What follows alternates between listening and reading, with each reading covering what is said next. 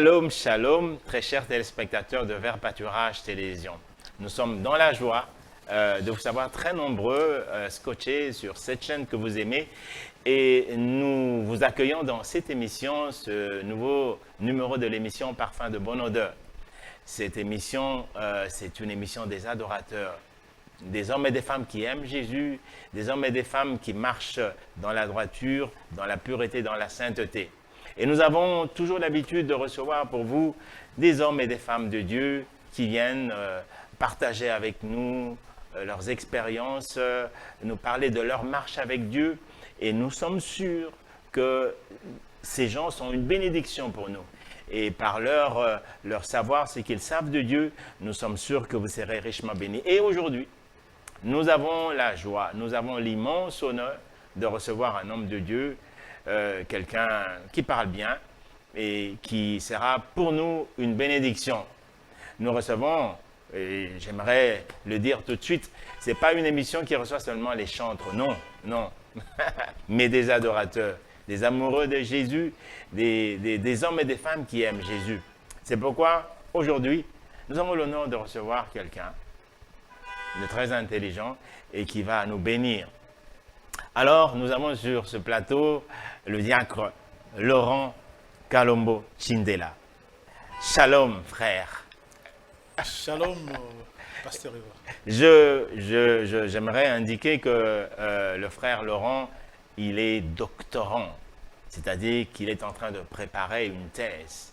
Voyez-vous, c'est quelqu'un de très intelligent et je suis sûr que vous serez richement bénis.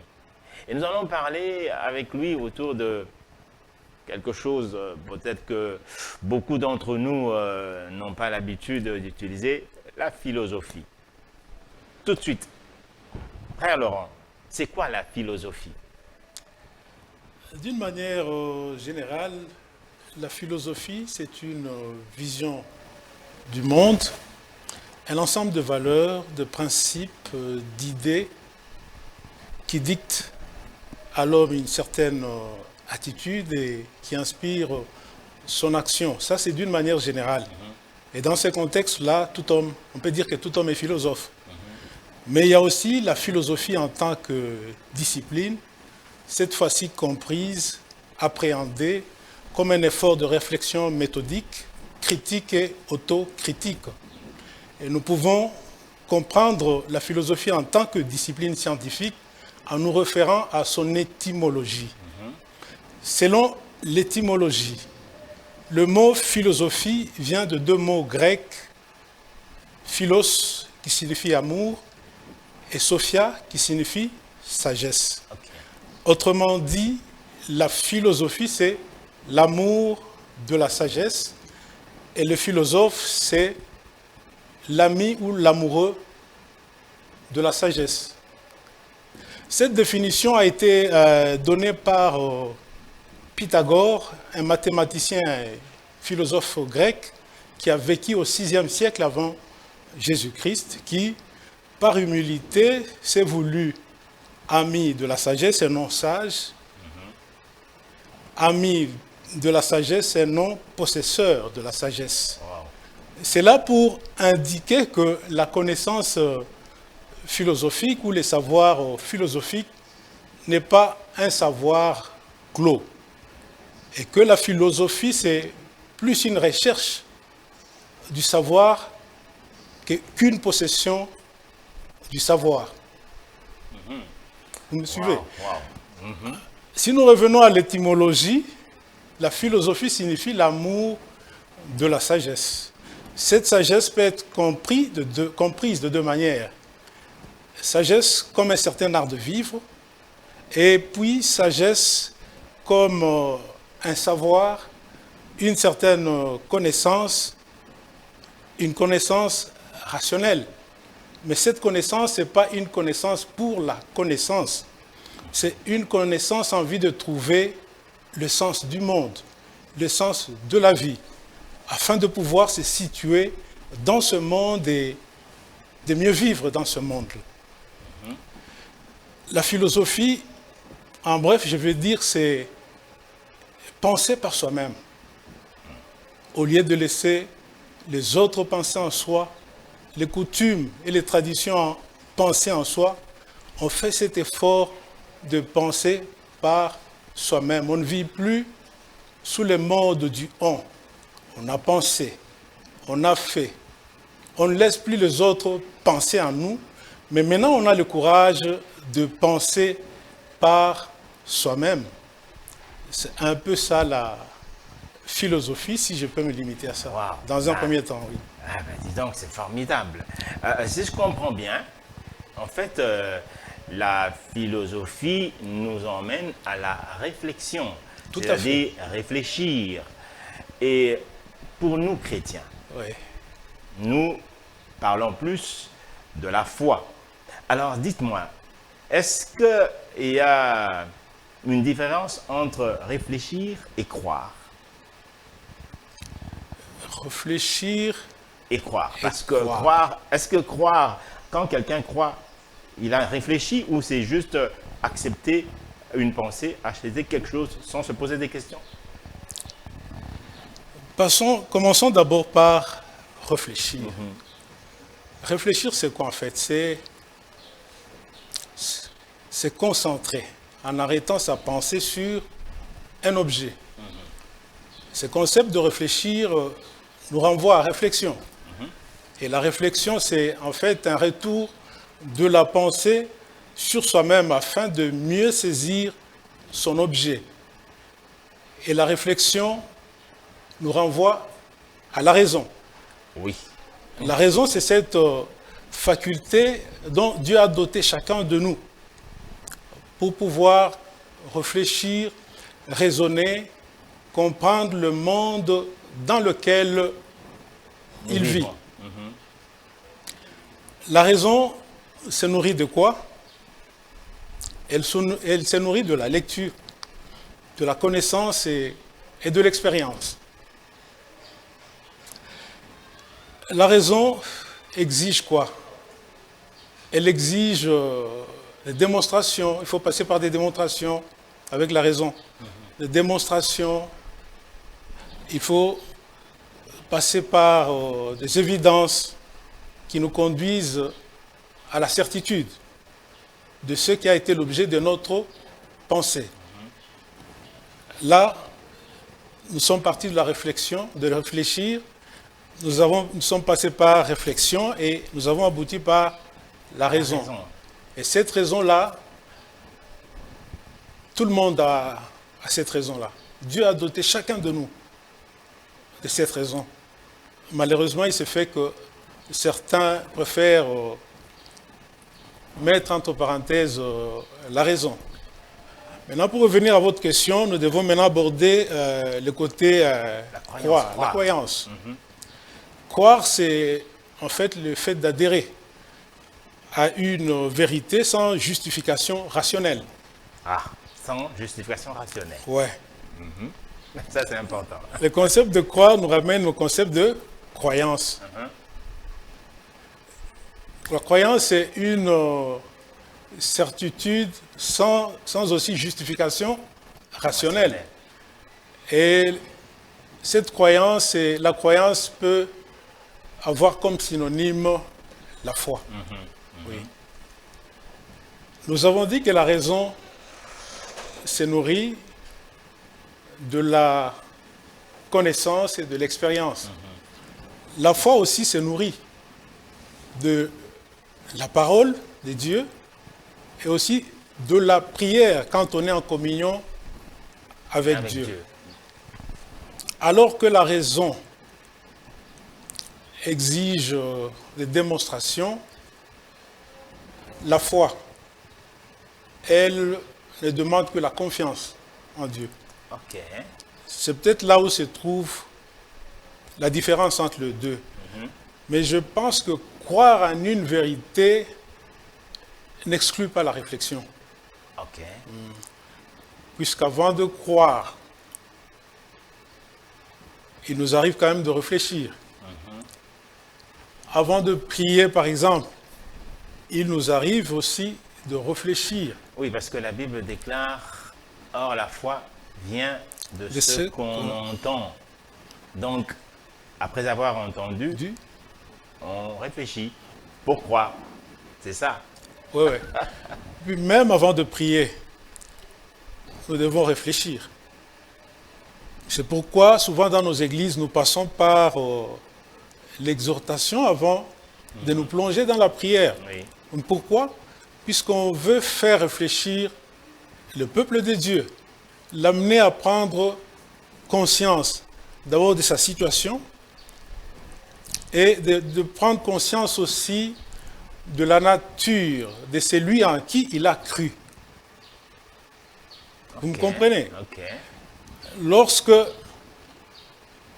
nous avons réfléchi sur notre situation, lorsque nous avons réfléchi sur Dieu, nous connaissons Dieu, nous connaissons notre situation, cette réflexion nous permet aussi d'établir un état de besoin avec lequel nous allons nous présenter devant Dieu. Oui. C'est pour dire que dans la vie, la réflexion et la foi sont toutes les deux importantes dans la vie du chrétien. Complémentaires. Ils sont comme l'envers et le revers d'une médaille. Expliquez-moi Inséparables. ça. Ah ok, l'un ne peut pas aller sans l'autre. Sans l'autre, oui. Mais qu'est-ce qui vient avant? Je pense, comme je le dis, à mon sens, c'est la réflexion. Foi ou la réflexion? La réflexion d'abord. Non, quand on est déjà chrétien. Oh, quand on est déjà chrétien. Quand on est déjà chrétien, je pense que c'est la réflexion qui vient avant, avant la prière, avant la foi. Avant la foi, ou disons avant la prière, il y a aussi ça. Parce que la foi est conditionnée, la prière est conditionnée par la foi. Vous êtes d'accord avec moi? Oui. Non, on ne peut pas prier s'il n'y a pas la foi. Oui. Et la foi vient parce qu'on a réfléchi. Oui. Ah ok, c'est bon. On est à quel niveau là? Oui, la réflexion, toujours entre la réflexion et la foi, la croyance. Oui, à propos de la réflexion et la prière, nous pouvons réfléchir avant de prier. Puisque la réflexion là, nous pouvons la porter sur la parole de Dieu. Et quand nous portons notre réflexion sur la parole de Dieu, elle nous offre, elle nous apporte des raisons d'espérer. Ok. Elle nous fait aussi connaître Dieu. Et comme je l'ai dit, elle nous permet d'établir un état de besoin par rapport à notre situation, puisque nous avons réfléchi par rapport à notre situation aussi. Et nous l'avons confronté à la parole de Dieu. C'est en réunissant tous ces éléments-là que nous allons maintenant nous mettre à prier. Mais maintenant, après la prière, nous ne devons pas nous hasarder à réfléchir sur la manière dont Dieu va intervenir. Puisque là, nous sommes dans le domaine de la foi. Ok. Oui. C'est vrai, ça c'est vrai. Oui. Oui. Là, alors, on ne peut pas se poser des questions sur la façon dont Dieu va répondre à notre prière. Oui. Lui, il a mille manières de nous délivrer. Donc, il faut lui faire confiance. Il faut lui faire confiance. À ce stade-là, nous sommes au niveau de la foi. Nous devons faire confiance en Dieu et attendre l'exaucement dans la louange, et dans l'adoration et par des actions de grâce. Et une fois qu'on est exaucé, là, nous pouvons aussi retourner à la réflexion pour essayer d'organiser notre vie, de planifier notre vie par rapport à ce que nous avons reçu de Dieu. Ok. Oui. Ok. Et une question de curiosité. Quand on parle souvent, on parle de la prophétie, c'est-à-dire on vient t'annoncer quelque chose parce que Dieu a dit ceci. Oui. La Bible dit examiner toute prophétie. Oui. Donc, on fait appel à la réflexion. Oui, là aussi, on réfléchit, oui. Pour justement savoir ce que Dieu a dit et par conséquent, vivre cela, mettre en pratique. Et donc, par conséquent, il faut beaucoup de réflexion dans la vie chrétienne. Tout à fait. Une vie chrétienne sans réflexion ne peut pas se faire. Sans réflexion, on ne saura pas bien vivre sur cette terre. La réflexion est possible grâce à la raison. Ok. Et la raison est cette faculté que Dieu a donnée à chacun de nous pour le comprendre, pour comprendre aussi le monde dans lequel nous vivons. C'est d'ailleurs la réflexion, la raison et aussi la foi qui nous différencie des animaux qui, eux, vivent par instinct. Oui. Donc, comprenez que en tant que chrétiens, nous devons exercer notre raison, nous devons réfléchir. J'aimerais te poser une question qui me vient là à l'esprit. On a souvent entendu dire « science sans conscience n'est que ruine de l'âme ». Ruine de l'âme. Science sans conscience n'est que ruine de l'âme. Ce qui veut dire que, en fait, en tant que chrétien, parce que la Bible dit « ajoutez à votre foi la connaissance ». Oui. Quelle connaissance? La connaissance des choses de ce monde ou la connaissance de la parole de Dieu? Les deux. Les deux. Et la connaissance de la parole et la connaissance aussi des choses du monde. La science, par exemple, ça fait partie des choses du monde. La Bible dit n'aimez point le monde ni les choses qui sont dans le monde. La Bible déclare n'aimez point le monde ni les choses qui sont dans le monde. Non, il y a une nuance. Ah, il y a une nuance. Aimer le monde et les choses qui ne sont pas du monde, c'est-à-dire ne pas aimer ce que font, par exemple, les païens, entre guillemets. Mais la science, en tant qu'elle participe au développement de l'homme, en tant qu'elle facilite à l'homme la vie sur Terre, nous devons nous intéresser à la science. Rien à faire. Et est-ce que c'est si important pour un chrétien de s'intéresser à la science? Parce que nous avons, aujourd'hui, nous voyons que la plupart de nos chrétiens dans nos églises négligent beaucoup la lecture, les livres et tout ça. Qu'est-ce que vous pouvez dire? Est-ce qu'un chrétien ne doit que lire les livres chrétiens ou il peut aussi s'intéresser à toutes les autres connaissances, géographie, histoire?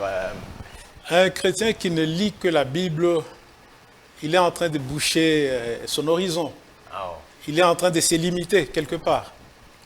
Nous sommes dans le monde, en même temps que nous lisons la Bible, nous devons aussi lire les autres livres. Et même les autres livres peuvent nous aider à comprendre cette Bible-là. Ah oui. Ah tiens. À partir de livres de sciences ou quoi, nous pouvons arriver à mieux comprendre ce que nous lisons dans la Bible. Donc, le chrétien n'est pas condamné à ne lire que la Bible. Nous devons ouvrir notre esprit. Plus nous lisons, plus nous nous enrichissons. Tout à fait. Et plus nous sommes à même de trouver des solutions aux problèmes qui se présentent à nous. Tout à fait.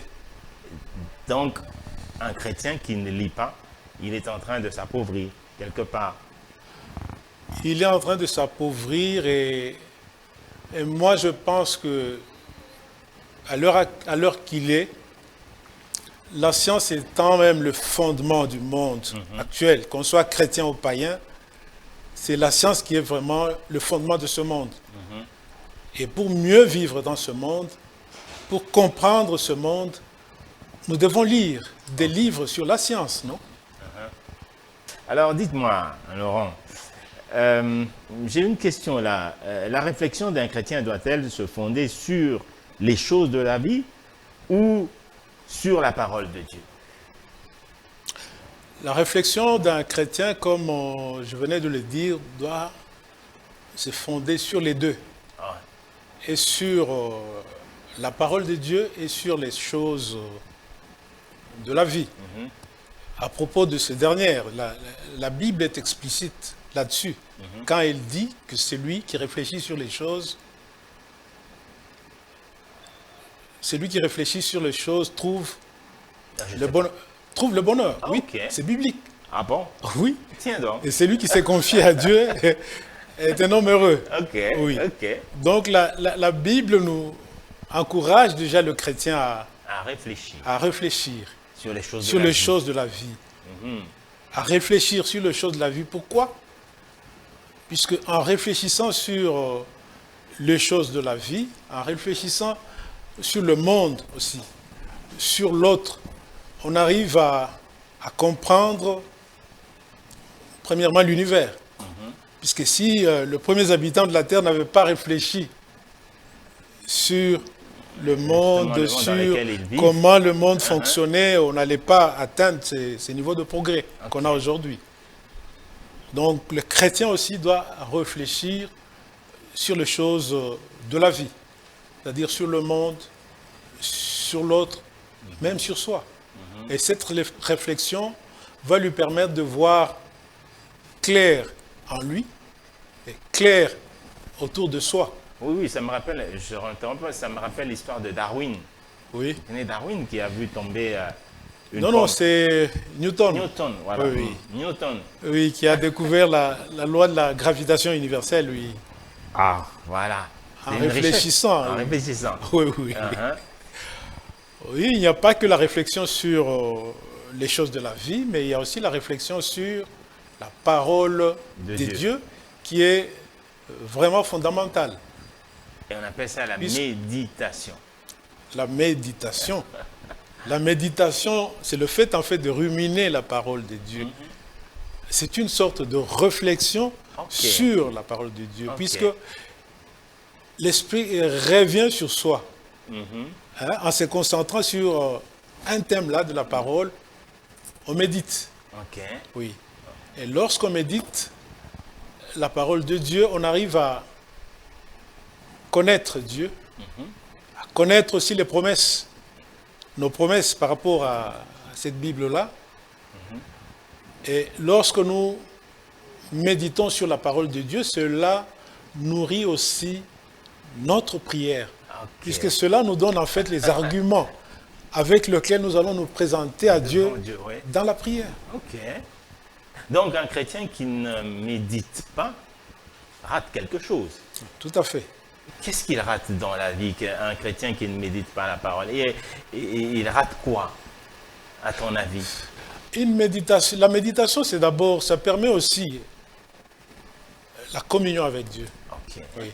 En dehors de la prière, méditer aussi, c'est communier avec Dieu et ça vous amène à comprendre ces dieux-là, comment ils fonctionnent, qu'est-ce qu'il peut pour nous, qu'est-ce qu'il nous a promis. Un chrétien qui ne médite pas, c'est un chrétien pauvre en tout cas. Oh là là. Oui. Donc en fait, quelque part, si je te comprends bien, en tant que chrétien, nous sommes quelque part philosophes. Tout à fait. Au début, je le disais d'ailleurs, d'une manière générale, tout homme est philosophe. Tout homme a une certaine vision des choses.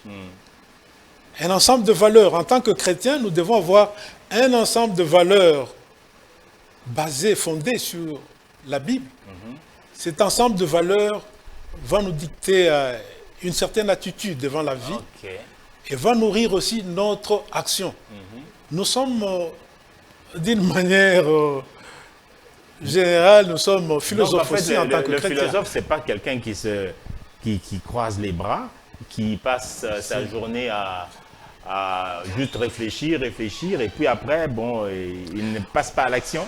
Au fait, ceux qui pensent de cette manière-là, ils font montre d'une certaine ignorance de la connaissance philosophique. Puisqu'en fait, le philosophe, ce n'est pas un homme qui est coupé. Un rêveur, un homme qui est coupé de la réalité, de la vie. Mais c'est un homme qui réfléchit. Qui observe les choses. Qui observe les choses et qui réfléchit. Et cette réflexion-là, ce n'est pas une réflexion pour la réflexion. Ce n'est pas une réflexion passive. Passive ou bien il réfléchit pour réfléchir. Sans but, sans quoi. C'est une réflexion en vue de trouver l'essence du monde, l'essence de l'univers. Et s'il a ce sens-là, il peut se situer dans ce monde. S'il a ce sens-là, il peut savoir comment bien vivre dans ce monde. Au fait, il y a un philosophe qui disait que philosopher, c'est penser sa vie et vivre sa pensée. Ah, allez, répète ça un peu. Penser sa vie et vivre Sa pensée. sa pensée. C'est Comte Sponville, c'est un philosophe français. Ah, Il a voulu dire quoi par là? Nous réfléchissons, c'est bien bon, mais nous ne devons pas nous arrêter à la réflexion, mais nous devons plutôt vivre conformément à ce que nous avons pensé, à ce que nous avons réfléchi. Ok. Nous devons mettre en pratique les Ok. résultats de notre réflexion. Ah, donc, par exemple, la méditation, nous méditons et finalement, ça ne peut pas s'arrêter seulement là. Non. Nous devons vivre, pratiquer l'objet de notre méditation. Tout à fait. Ceux qui pensent que le philosophe est un rêveur, je pense qu'ils ont en vue la conception idéaliste de la philosophie chez Platon. Puisque chez Platon, c'est quoi? Il divisait le monde en deux. Le monde de l'expérience quotidienne et le monde des idées. Pour lui, le monde de l'expérience quotidienne, c'était un monde illusoire, un monde changeant, alors que le monde des idées, le monde où seuls les philosophes avaient accès, où seuls les philosophes pouvaient contempler les idées éternelles, l'idée du bien, de la justice, de la beauté, de l'amour, dans le monde des idées. Et quand le philosophe, après avoir contemplé les idées dans le monde Des idées. d'idées, il descend maintenant dans le monde sensible, le monde de tous les jours, Le monde physique. pour essayer d'organiser la vie conformément aux idées qu'il a contemplées dans le monde. On a toujours pensé que la plupart des philosophes sont des athées. Des gens qui ne croient pas en Dieu, qui remettent en cause même toute cette histoire de la Bible et tout ça. Oui. Est-ce qu'il y a quand même des philosophes chrétiens?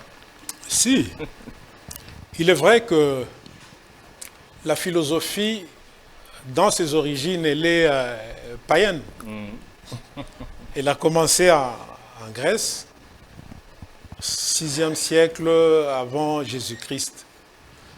Et quand Christ est venu, quand il y a eu la naissance du christianisme, quand le christianisme est arrivé à Rome, il y a eu rencontre entre le christianisme et la philosophie antique et grecque.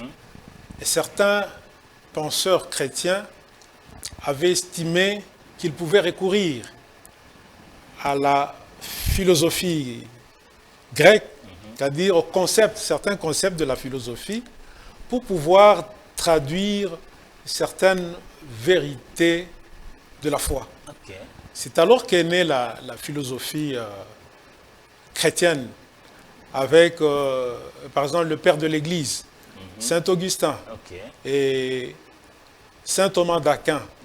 Ils se sont vraiment inspirés de philosophes grecs, notamment Platon et Aristote, pour essayer de faire une approche de vérité biblique grâce au concept de la philosophie. Depuis, il y a eu d'autres philosophes grecs, hein.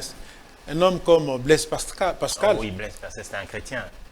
un homme comme Emmanuel Mounier, comme Gabriel Marcel. Il y a des philosophes chrétiens. Et nous lisons dans la Bible l'histoire de Paul qui est allé, je pense, c'était à Athènes. Hein? Oui, à Athènes, oui. Il a rencontré des épicuriens, comme on dit. Oui, ils sont des... Et il leur a parlé de Christ. Il y en a qui ont cru, il y en a qui ont refusé, Oui, parce qu'il y avait dans cette ville plusieurs divinités. oui. Et j'aimerais dire ceci, est-ce que le chrétien, c'est quelqu'un qui croit en un seul Dieu parce qu'on lui a imposé quelque chose, ou c'est quelqu'un qui croit en Dieu parce qu'il a réfléchi et il a accepté cela? Il y a plusieurs divinités. Donc Paul a essayé de leur parler de Christ, et finalement il y en a qui ont cru, mais il y en a qui n'ont pas cru. Aujourd'hui, un chrétien, comme vous dites là, Oui. il est quelque part philosophe. parce qu'il a cru en la parole de Dieu. Pour nous, Africains par exemple, c'est Oui. quelque chose qu'on nous a imposé ou c'est tout simplement parce qu'on a réfléchi, on a accepté ça. Est-ce qu'il y a une philosophie africaine? Est-ce qu'il y a quelque chose qui fait que les Africains, d'une certaine façon, ils avaient leur culture, ils ont abandonné pour croire en... Non, non, il y avait Il y a une culture africaine. une culture, une philosophie Africaine. africaine. Il y avait même les monothéismes chez certains peuples.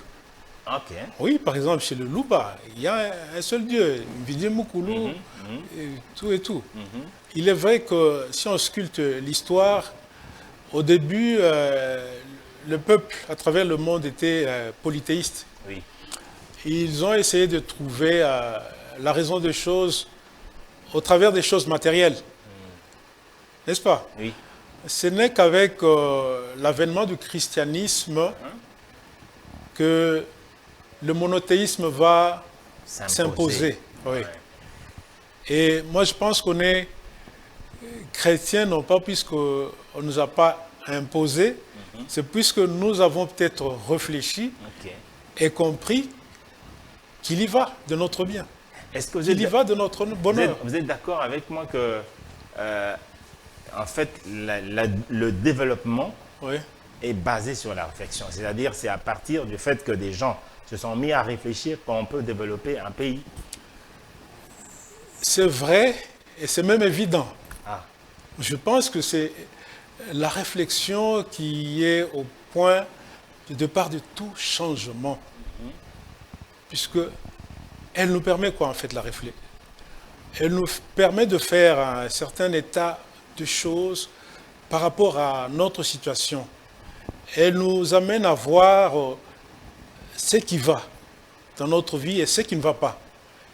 Et dès que nous réunissons ces éléments-là, grâce à la réflexion, nous nous débattons maintenant pour trouver des voies et moyens pour sortir de cette situation-là. oui, oui. Et c'est là où de là où part le développement. Sans réflexion, on ne peut pas sortir du statu quo. Sans réflexion, on ne peut pas se développer. Qu'est-ce que vous pensez, vous? Qu'est-ce que vous voulez dire? En parlant des États-Unis, par exemple, Oui. c'est un pays qui a été bâti sur la réflexion ou sur la foi? Moi, je pense sur les deux. Ah. Sur la foi, évidemment, ils prêtent leur serment, la Sur main la sur la Bible. Bible. C'est-à-dire ils ont confiance en Dieu. Ils ont estimé que pour bâtir cette nation, il fallait le faire avec Dieu. Ok. Puisque même la Bible le dit, c'est lui qui ne bâtit pas Ah oui, sans oui. associer Dieu à l'œuvre, il travaille en vain. Ok. Mais c'est aussi fondé sur La la réflexion, sur la raison, puisqu'ils ont élaboré une constitution de textes qui garantissent la liberté, la d'expression, tout justice ça, ouais. pour tout le monde. Je pense que c'est bâti sur les deux, sur Dieu et sur la Et réflexion. donc, une société qui veut se développer doit véritablement avoir comme fondement Dieu, Dieu oui. et la réflexion. La réflexion, oui. Et qu'est-ce que tu peux dire aux jeunes chrétiens aujourd'hui? Parce que, bon, on voit que dans notre pays, beaucoup de jeunes gens ne s'intéressent pas à la lecture. Bon, les gens vont à l'église, mais on ne sent pas en eux cette soif de connaître, de chercher à grandir, même dans la foi, même à connaître. Pour vous, c'est quoi le problème au juste?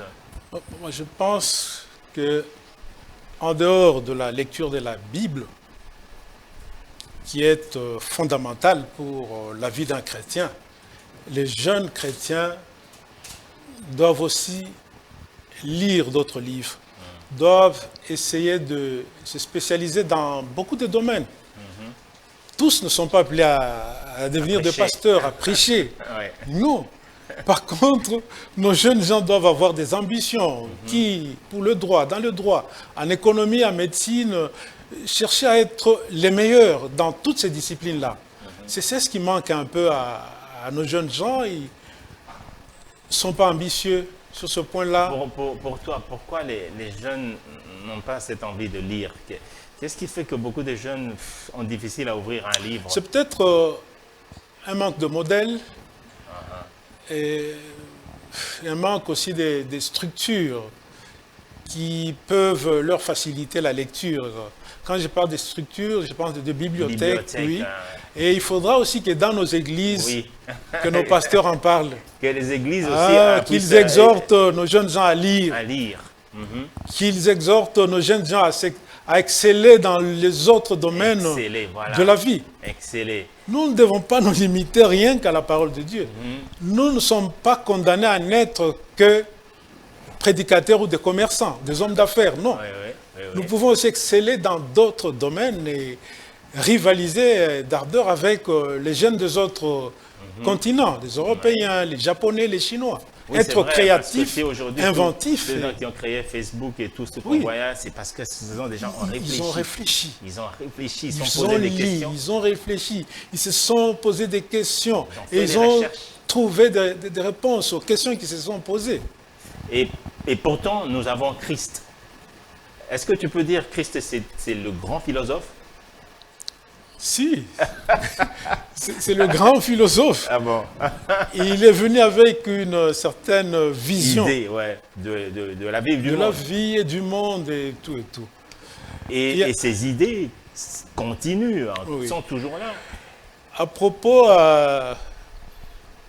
de la recherche pour les jeunes gens, moi je pense qu'en tant que chrétiens, nous sommes déjà avantageux, puisque nous avons le Saint-Esprit. En plus. Qui peut nous inspirer, pas seulement dans le domaine de la parole de Dieu, dans le domaine de la Bible, mais même dans les différents domaines de découvrir des formules de la vie, chimiques et découvrir. Tout ça. Il faut donc que les jeunes se plongent dans la recherche. Oui. Malheureusement, nos jeunes ne veulent pas fournir d'efforts. Puisque lire, c'est déjà une grâce. C'est pas facile de se mettre là pendant 1 heure concentré devant un livre. Il faut une certaine discipline. Il faut une certaine discipline. Or, beaucoup ne sont pas disciplinés. Et pourtant, en principe, un chrétien, ça doit être quelqu'un de très discipliné. Tout à fait. Quelqu'un qui poursuit un objectif. J'ai dit, je dois arriver à ça et s'y appliquer. Tout à fait. C'est ce qui manque à notre... Comme on nous a prêché dernièrement, la fin d'une chose vaut mieux que son commencement. Ce sont de jeunes gens qui doivent se lancer dans des entreprises tout en sachant qu'ils ont Dieu et qu'avec Dieu, ils ne peuvent qu'arriver au bout. Est-ce qu'on peut dire qu'un chrétien peut échouer? Un chrétien peut-il réellement échouer? Je pense qu'en tant qu'homme, en tant que chrétien, on peut échouer. Mais le mal, c'est de ne pas se relever. Moi, je pense plutôt qu'on peut commettre des erreurs. Des erreurs. Mais échouer. Je ne sais pas trop. Mais concrètement, est-ce que tu n'as pas encore croisé un chrétien qui a échoué? Échoué. Dans les études, par exemple. Bon, c'est vrai. Ça arrive. Mais en principe, j'aimerais dire ceci. Oui. Puisque nous parlons de ça, justement, oui. Dieu dépose en nous des capacités. Tout à fait. Et je pense que si Dieu a placé en quelqu'un des capacités, le même Dieu va t'aider. Oui. Va te dire que faire et comment faire. Mais souvent, le problème est de notre côté, où nous sommes négligents dans ce que nous faisons. Nous sommes paresseux. Nous ne voulons pas fournir d'efforts. Donc, puisqu'il y a toujours un prix à payer. C'est lui-même. C'est lui-même. Ça n'a rien à voir avec Dieu. C'est tout simplement aussi un manque de réflexion. Tout à fait. On peut arriver à conclure là que parce qu'on ne réfléchit pas, parce que quand on doit atteindre un objectif, il faut réfléchir. Il faut réfléchir et puis il faut payer le prix. Fournir les efforts nécessaires pour arriver jusqu'au bout de ce qu'on a entrepris. Même quand c'est dur. Même quand c'est dur. C'est important d'aller de l'avant. Ouais. Voilà, bien-aimés, nous sommes arrivés à la fin et évidemment, bon, c'est pas en quelques minutes qu'on peut terminer ces sujets. C'est tellement vaste, mais on peut retenir une chose, c'est qu'un chrétien, c'est quelqu'un de béni. Frère, tu es béni. Il te manque peut-être quelque chose, c'est de t'asseoir et de réfléchir. Réfléchir sur ton être, réfléchir sur ton devenir. Parce que Dieu t'a appelé à des grandes choses. Et par conséquent, associe Dieu. Prie, médite. D'ailleurs, il y a cette promesse de Josué 1,8 qui dit que ce livre de la loi ne s'éloigne point de ta bouche. Médite-le jour et nuit, afin d'agir fidèlement selon tout ce qui est écrit, car c'est alors que tu réussiras, c'est alors que tu auras du succès dans toutes tes entreprises. Que Dieu vous bénisse et que cette parole, que ce que nous avons entendu devienne une vie et que vraiment dans notre ville de Kinshasa, dans notre pays, que nous ayons des hommes forts, des chrétiens qui vont former une armée qui va envahir ce monde. Et surtout, n'oubliez pas les gestes barrières, parce que la Bible dit, soyez prudents, soyez bénis. Je me donne en parfum, Seigneur, je me donne en parfum.